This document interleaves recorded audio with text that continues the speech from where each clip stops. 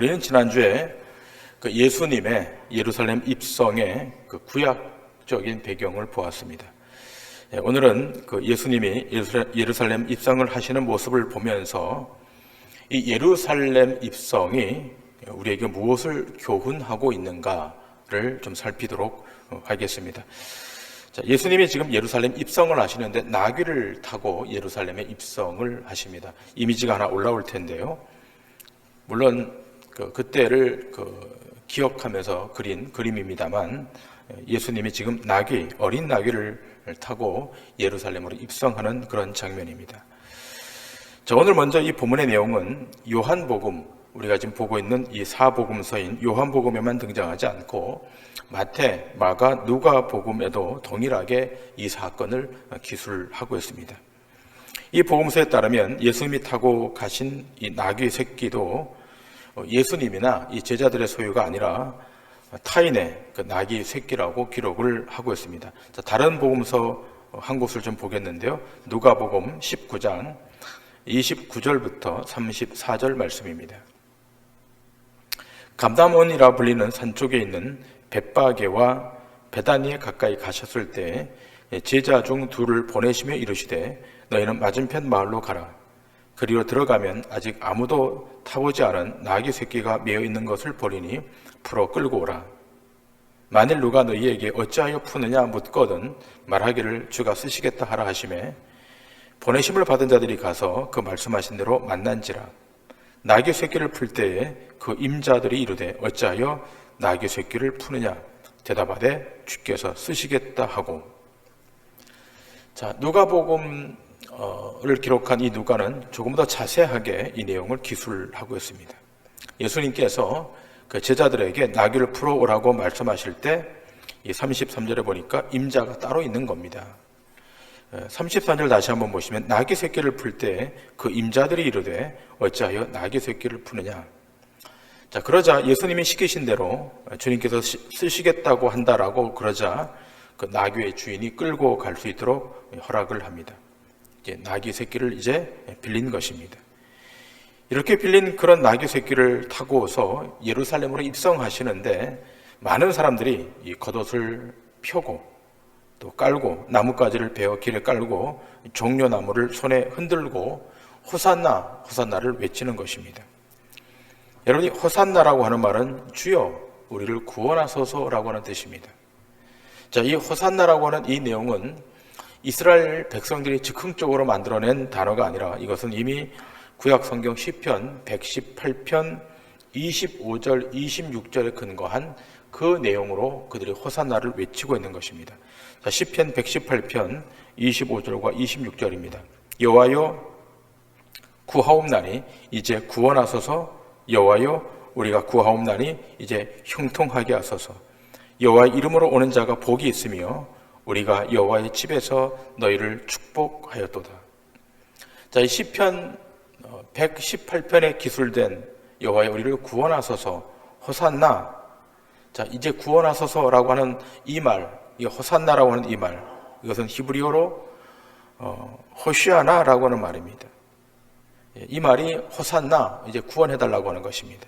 자, 이 내용을 유대인들은 아주 잘 알고 있었던 것입니다. 자, 지금 봉독한 이 시편 118편 25절, 26절 이 두 구절을 간단히 줄인다면 호산나, 주의 이름으로 오시는 이여 이렇게 줄일 수가 있습니다.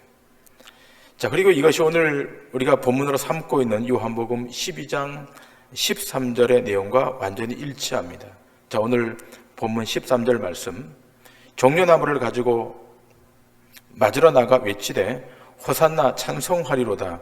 주의 이름으로 오시는 이 곧 이스라엘의 왕이시여 하더라. 자, 이들이 호산나 호산나 찬송을 합니다. 자, 그러면서 그들이 뭐라고 그러는가 하면 이스라엘의 왕이시여 하더라라고 이게 고백을 합니다. 자, 왕으로 오시는 메시아를 지금 외치고 있습니다.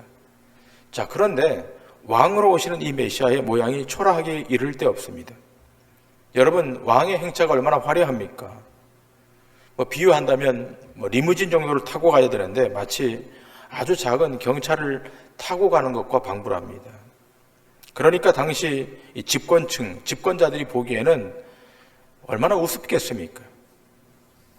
여러분, 우리나라 이 동양 문화는 체면 문화가 아니겠습니까? 사람들이 사업을 한다 할지라도 빚을 내서라도 일부러라도 고급차를 타야만 대우를 받는 그런 형국 아니겠습니까? 마치 그와 같이 만왕의 왕, 만국의 왕으로 오시는 이가 지금 아주 초라하게 나귀 새끼를 타고 예루살렘에 입성해 들어오는 겁니다.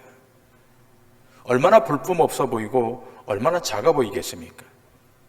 자, 그런데 이러한 예수님의 행렬을 보고서 이 민중들이, 백성들이 호산나 호산나 주의 이름으로 오신 이여라고 환영을 지금 하고 있습니다.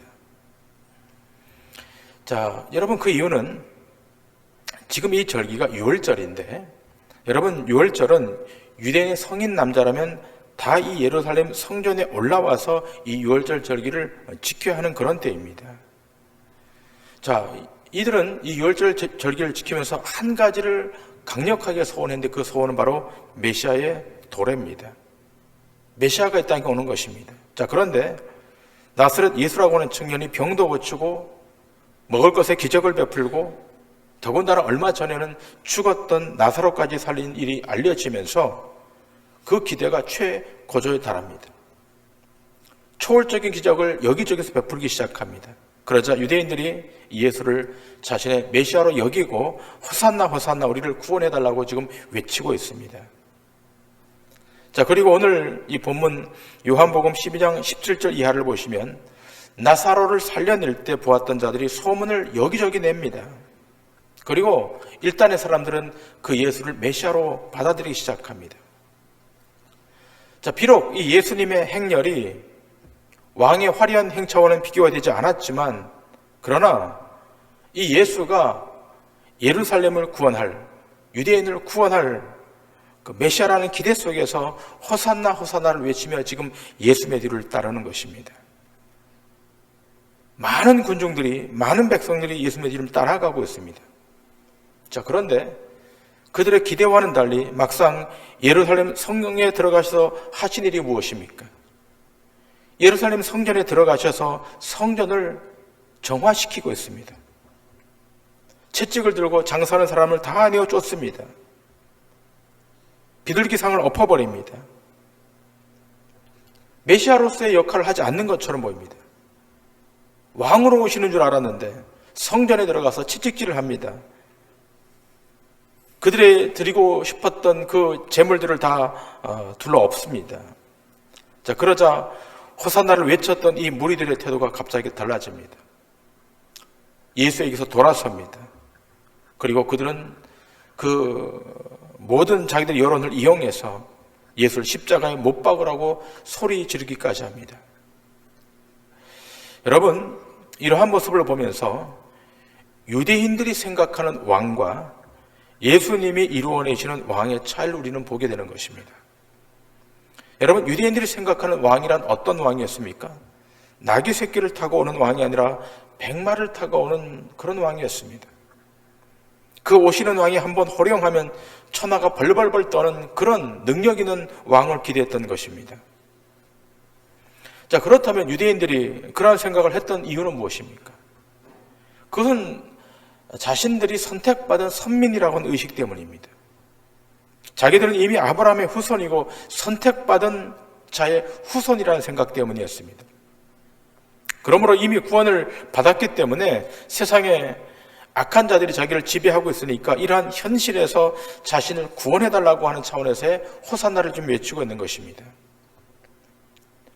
이들은 선민 사상으로 충만했습니다. 시오니즘으로 충만했습니다.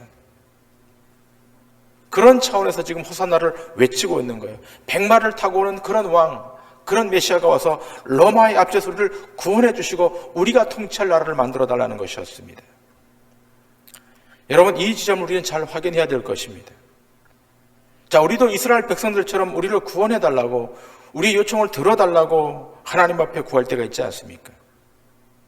자, 그렇다면 무엇에서 우리를 구원해 달라고 하는지를 기억해야 됩니다. 자칫 잘못하면 우리의 구원의 부르짖음도 세상의 물질이나 출세나 또 우리나라가 세계 속에서 강대국이 되는 것을 구할 수도 있는 것입니다. 그러나 정말 우리가 구해야 될 내용은 무엇입니까? 그것은 우리를 죄에서 구원해달라고 하나님 앞에 요청하는 요청이어야 되는 것입니다. 우리를 죄에서 구원해달라. 지금 이스라엘 백성들이 예수님을 메시아로 인정했다면 어디에서 구원해달라고 요청해야 되는 겁니까? 죄에서 구원해달라고 요청했어야 되는 것입니다. 로마의 압제에서 구원하는 것이 중요한 것이 아니라 죄에서, 악에서 구원해달라고 요청했어야 되는 것입니다. 그런데 그들은 다른 생각을 했다는 거예요. 힘을 가진 왕이 와서, 힘을 가진 메시아가 와서, 백마를 타고 와서 한번 본때를 보여줬으면 좋겠다, 이렇게 생각했다는 것입니다.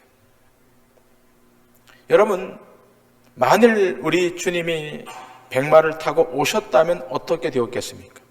자, 그 2000년 전 우리 주님이 백마를 타고 이 땅에 오셨으면 어떻게 되었겠습니까? 끝장났을 것입니다. 자, 요한계시록 19장 11절 이하는 이렇게 기술하고 있지 않습니까? 또 내가 하늘이 열린 것을 보니 보라, 백마와 그것을 탄 자가 있으니 그 이름은 충신과 진실이라. 그가 공의로 심판하며 싸우더라. 자, 백마로 오시는 그 왕, 그는 뭘로 오시는가 하면 공의로 심판하며 싸우게 오신다라고 기술되어 있습니다. 자, 12절 이하입니다. 그 눈은 불꽃 같고 그 머리는 많은 관들이 있고 또 이름 쓴 것 하나가 있으니 자기밖에 아는 자가 없고 또 그가 피 뿌린 옷을 입었는데 그 이름은 하나님의 말씀이라 칭하더라. 하늘에 있는 군대들이 희고 깨끗한 세마포 옷을 입고 백마를 타고 그를 따르더라. 그 입에서 예리한 검이 나오니 그것으로 만국을 치겠고 친히 그들을 철장으로 다스리며 또 친히 하나님 곧 전능하신 이의 맹렬한 진노의 포도주 틀을 밟겠고 그 옷과 그 다리에 이름을 쓴 것이 있으니 만왕의 왕이요 만주의 주라 하였더라. 여러분, 백마를 타고 오는 왕, 메시아는 심판주로 오는 거예요. 자, 백마로 오실 때가 언제입니까? 재림 때인 겁니다. 재림 때에 백마로 오시는 우리 주님은 어떻게 해요? 대적한 자들을 발로 밟습니다. 마치 포도주 틀을 밟는 것처럼 그분이 오셔서 심판하시는 것입니다. 바로 유대인들이 기대했던 왕이 바로 이러한 왕이었습니다.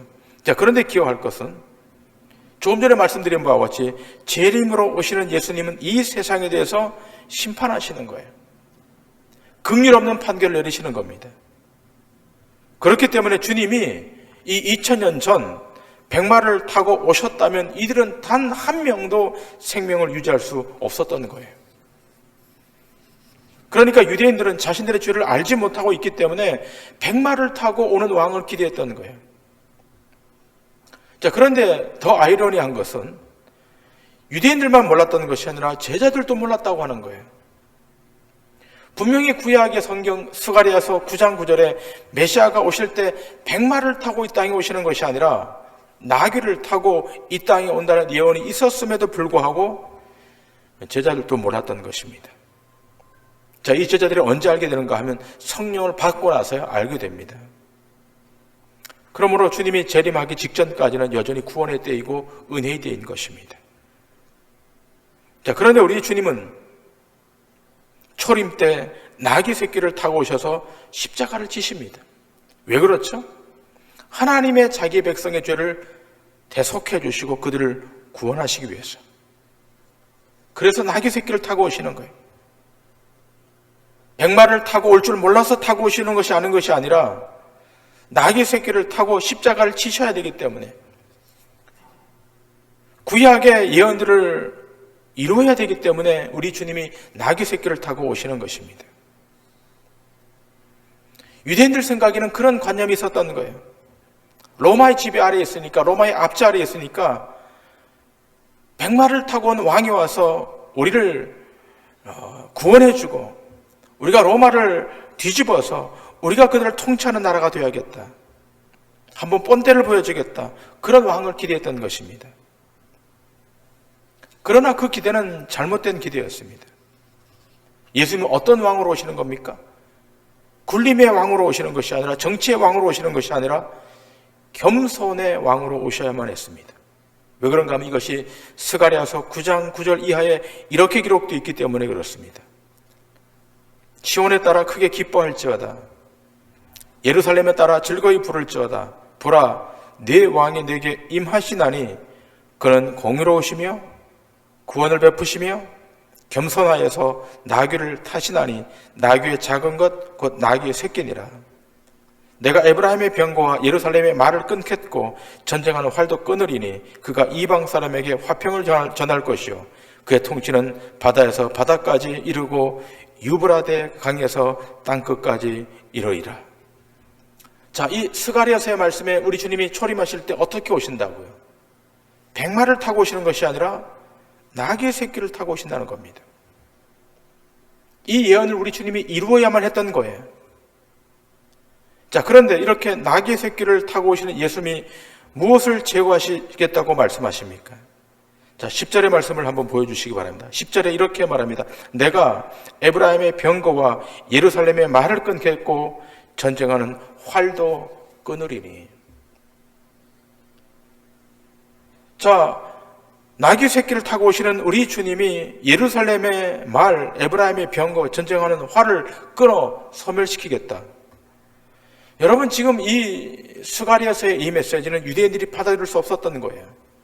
생각해 보세요. 적들의 병거, 적들의 말, 적들의 전쟁 무기를 제하는 것은 가능하겠지만, 그것은 받아들일 수 있겠지만, 에브라임의 병거, 다시 말하면 유대인들의 병거와 말을 다 없애버리겠다.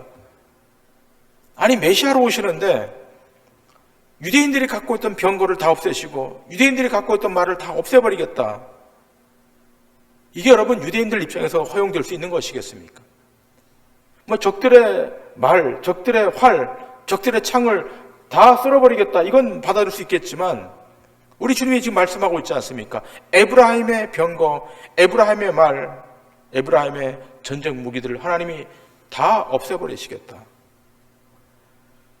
유대인으로서는 받아들일 수 없는 내용이 이 스가랴서에 기록되어 있습니다. 여러분, 여기 중요한 내용이 있는 겁니다. 여러분, 하나님이 이스라엘 백성을 선택하신 다음 율법으로 금지하신 것이 있었는데 그것은 왕으로서 병거와 말을 의지하지 못하도록 했던 것입니다. 자, 이스라엘 백성들은 선택받은 하나님의 백성이에요. 자, 선택받은 하나님의 백성은 병거와 말을 의지하는 백성이 아니라 누구를 의지하는 백성입니까? 여호와 하나님만을 의지하는 백성입니다. 자, 그래서 지금 병거와 말을 끊겠다는 거예요.